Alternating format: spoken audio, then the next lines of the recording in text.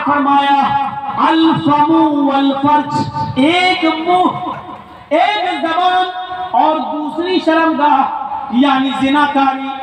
तुम मुझे इन दो चीजों की जमानत दे दो कि मैं जबान से जो भी बोलूंगा सच बोलूंगा, कभी झूठ नहीं बोलूंगा, कभी किसी की गीबत नहीं करूंगा, कभी किसी की बुराई नहीं करूंगा, कभी किसी की चुगली नहीं करूंगा, कभी किसी को तकलीफ नहीं पहुंचाऊंगा। और दूसरी बात की गारंटी देता हूं कि मैं किसी की माँ बहन बेटी पर गलत नजर नहीं डालूंगा और उसको कभी गलत नजर से नहीं देखूंगा, जिना नहीं करूंगा। तुम अपनी इन दो चीजों की जमानत दे दो, जो मुझे इन दो चीजों की जमानत देगा मैं उसको जन्नत की जमानत देता हूँ, यानी वो मेरे साथ जन्नत के अंदर जाएगा। जबान की वजह से अक्सर लोग जहन्नम में जाते हैं और दूसरी शर्मगाह जिनाकारी की वजह से जहन्नम का शिकार होते हैं लोग। तो मेरे प्यारे साथियों, अल्लाह के रसूल बहुत कम बोला करते थे और कम बोलने का हुक्म भी दिया करते थे कि लोगों जरूरत के तहत बस बोलो, ज्यादा मत बोलो।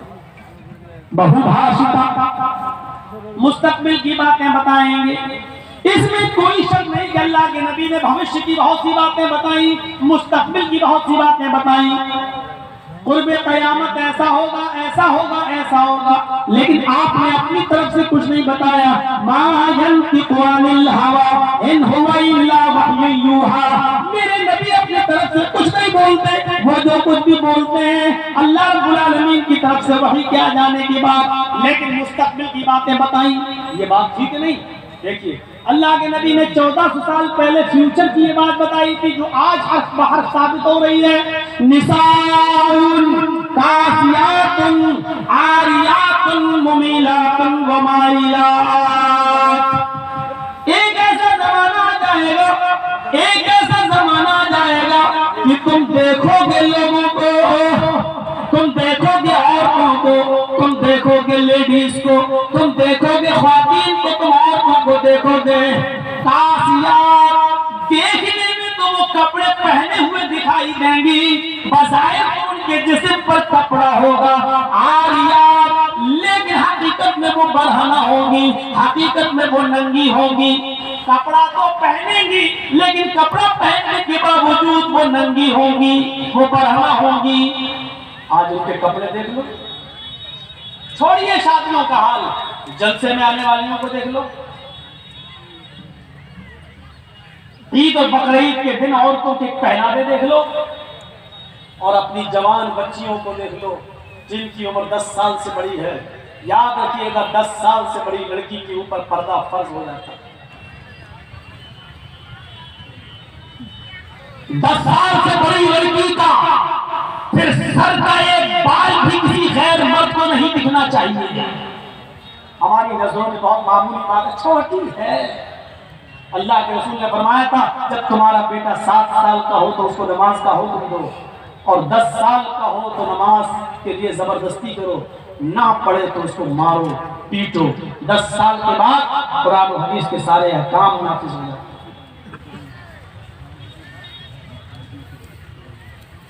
आजकल 10-11 साल की लड़कियां बालिग हो रही हैं, टीवियों पर सीरियल ऐसे आ रहे हैं, मोबाइलों में ऐसी ऐसी वाहियात चीजें यूट्यूब वगैरह पर, फेसबुक पर आ रही हैं कि इनको देखकर हमारी लड़कियां जो कभी 16-17 साल में बालिग होती थी आज 11-12 साल की उम्र में बालिग होने लगी।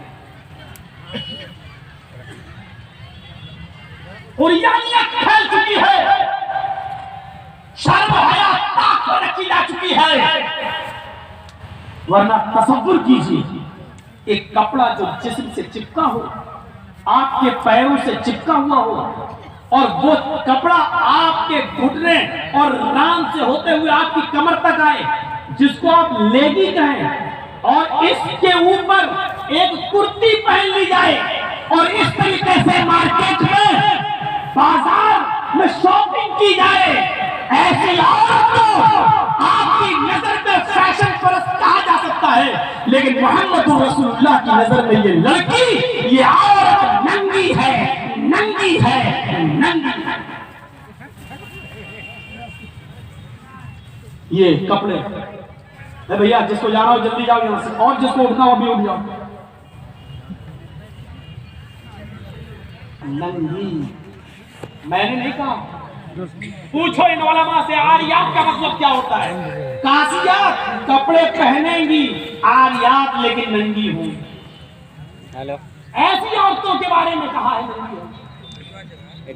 ये हाबासिनों के कपड़े यहाँ चल रही है, ये खुला हुआ।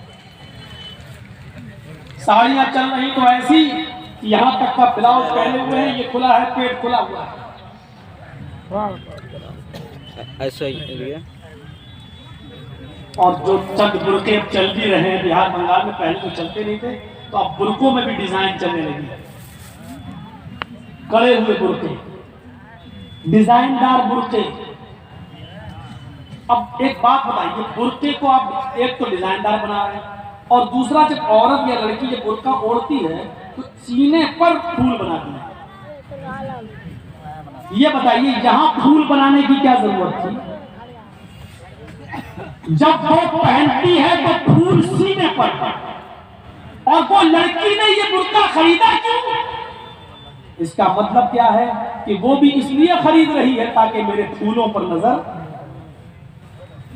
ये सुनना पड़ेगा, तुम्हें नहीं, तुम्हारे बाप को भी सुनना पड़ेगा। जब तक मैं इस कुर्सी पर हूं, अथॉरिटी पावर मुझे इस्लाम ने दिया, सुनना पड़ेगा। क्यों खरीदा है उसने? यूपी साइड में आ जाओ, लखनऊ के बुर्के देख लो, बंबई के देख लो, हैदराबादी बुर्के देख लो। कसम खुदा की अब बुर्के नहीं रह गए। अब 60 साल की बुढ़ी भी उड़ ले तो ऐसा लगता है जैसे वो 18 साल की लड़की जा रही है। ये बुर्के एक बार सच्चा वाकया है।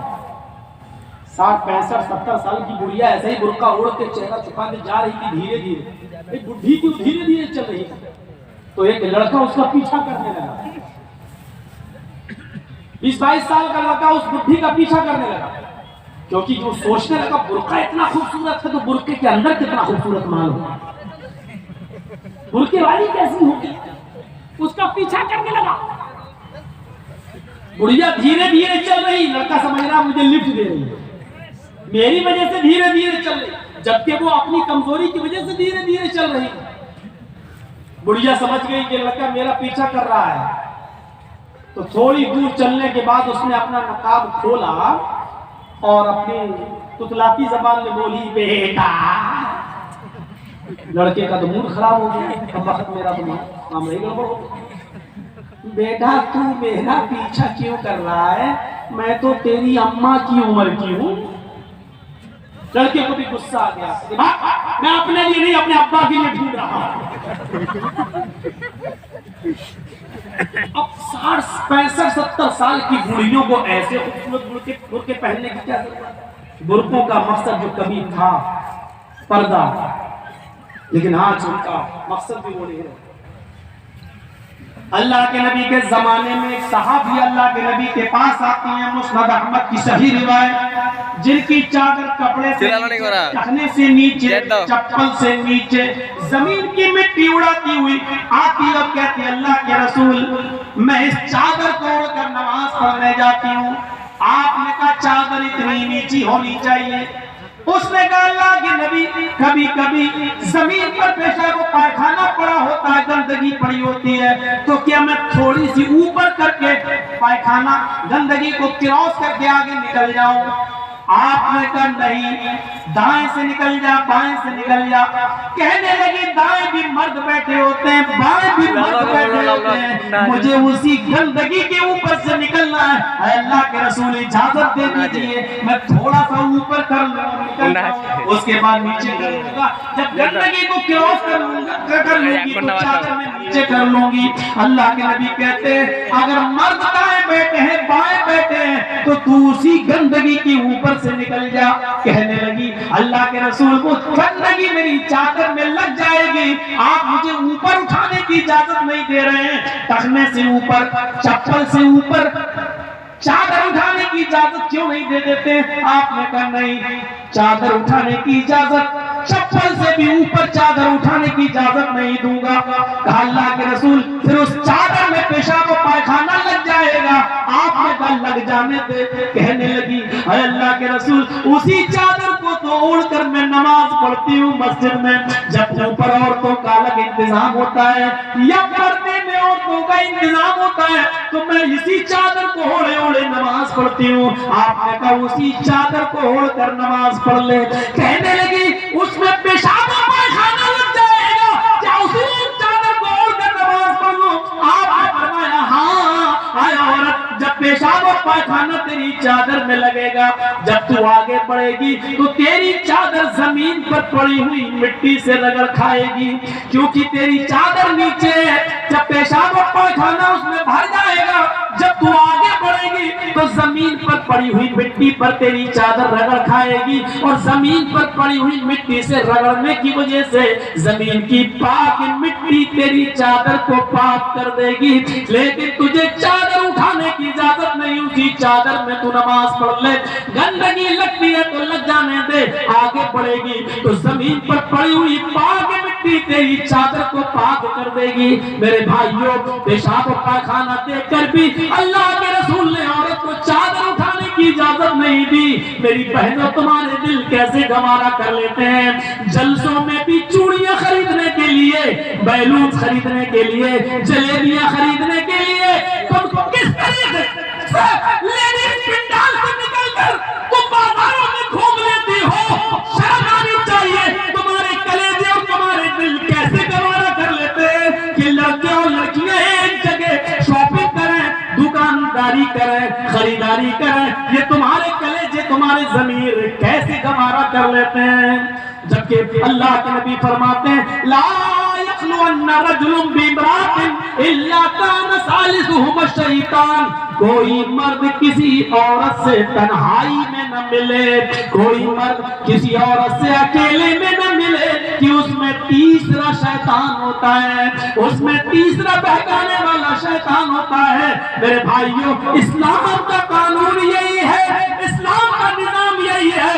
एक औरत, उसका शौहर मर चुका है, औरत के पास बहुत ज्यादा पैसा है, वो हज करना जाना चाहती है, शौहर इंतकाल कर गया, अब औरत अकेले हज करने नहीं जा सकती है, जबकि मुस्तती है, साहिब इस्तिताअत है, हज करने जाना चाहती है, अच्छा काम करने जाना चाहती है। इस्लाम कहता है कि तेरा शौहर नहीं है तो भाई के साथ जा, भाई नहीं है तो बाप के साथ जा, बाप नहीं है तो बेटे के साथ जा, लेकिन किसी महरम का होना जरूरी है, उसके साथ जा।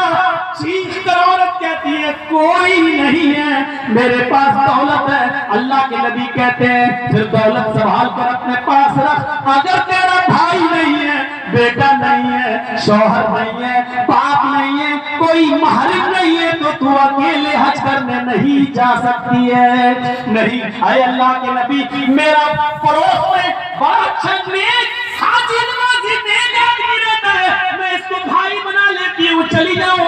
फरमाया नहीं नहीं, मुंह भोले भाई को भाई बनाकर उसके साथ तुम हज करने नहीं जा सकती हो। इसलिए कि अपने मुंह से किसी को भाई बोलने से वो तुम्हारा सगा भाई नहीं हो जाएगा, अपने मुंह से किसी को बेटा बोल देने से वो बेटा नहीं हो जाएगा। तुम किसी को बेटा बोल दो, भाई बोल दो, जो चाहो बोल दो, लेकिन इस्लाम ये कहता है कि उसके साथ की औरत को इजाजत नहीं है कि वो हज करने जाए। अगर कोई नहीं है तो मत जाओ, लेकिन इस्लाम इस बात की इजाजत नहीं देता है कि तुम अकेले जाओ या किसी को बहन, किसी को भाई या बेटा बना कर जाओ, इस बात की इजाजत नहीं देता। इस्लाम एक इबादत में, हज जैसे इबादत में भी औरत को किसी गैर मर्द को मुंह बोले भाई और मुंह बोले बेटे के साथ भी जाने की इजाजत नहीं देता। तो मेरे भाइयों, जब खाने काबा में जाने की इजाजत नहीं देता है, सफा मरवा की सही की इजाजत नहीं देता है, इतनी खूबसूरत इबादत की इजाजत नहीं देता है, तो बाजारों में अकेले घूमकर शॉपिंग करने की इजाजत कैसे देगा? फिर बाजार के अंदर औरत को अकेले जाने की इजाजत कैसे देगा? इतनी खूबसूरत इबादत करने की इजाजत नहीं देता है, इतनी खूबसूरत इबादत करने की इजाजत नहीं देता है। तो मेरे भाइयों, फिर पर्दे, फिर औरत को बाजारों में घूमने की इजाजत कैसे देगा? फिर बाजार में घूमने और बाजार में सैर व तफरीह की इजाजत कैसे देगा? हमारी माँ बहनों को इस बात को सोचना चाहिए, गौर करना चाहिए, संजीदगी से इसको लेना चाहिए। एक जमाना था, हजरत फातिमा कह रही है, आए अली, मैं इतनी बीमार हूँ, लगता नहीं कि इस बीमारी में मैं बच पाऊंगी। हाय अली, अगर मुझे कुछ हो जाए, अगर मेरा इंतकाल हो जाए, हाय अली, तो मुझे दिन के उजाले में दफनाने मत ले जाना, रात की तारीकी में ईशा की नमाज के बाद मुझे कब्रिस्तान में दफन करना। हजरत अली ने कहा, ऐ फातिमा ऐसा क्यों कह रही